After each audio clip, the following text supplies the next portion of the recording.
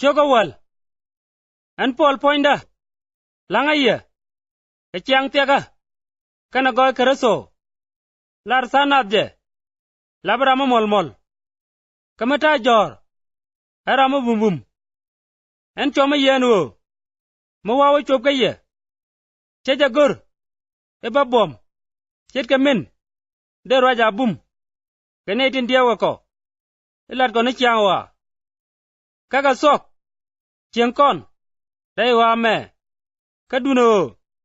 chikon koter ke chiang wa me ko koran tikinyin wa kaduno teka gatek ka bom kos ko bana gadak wanu to bom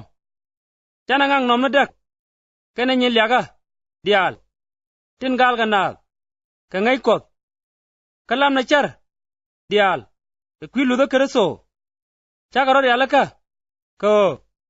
baga ne dial tin se ludwesh mu ludun pek de chop gwajamin tin yam dun mite garame ngel rodenu ran kereso aje charenu chit kamin ran kereso ka konne kereso ba teme achang ne milyagaro dit katot ka bom en chikodo kamko en bomamo eme kamni yenyal kieme dangni ye cheja goreno bajoj ijagani ye kadwal ka wargang neka ko lar kene ebum lor wargang neke ka poinde nywane karwai neke sel ka lot aje chubloy nene tin chit keto eno milat ko ka wargak ataka jor baga jalat ataka sinbo taka jagoreno baga ropar ka panap tilat ga didien karo kami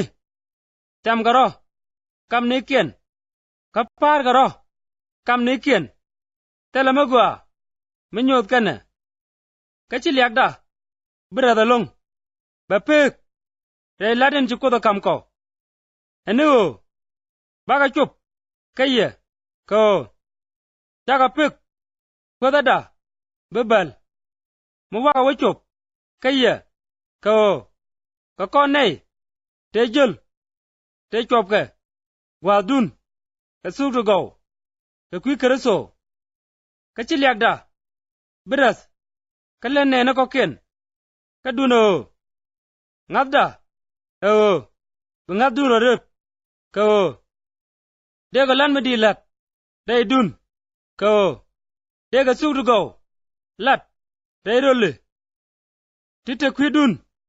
atel milyagaro kalan men chalat radodien chalar ramilyaro aje liang na kwar ni yechu ko chienei tin la goidien garo kane tin naga ane tin la goidien akwar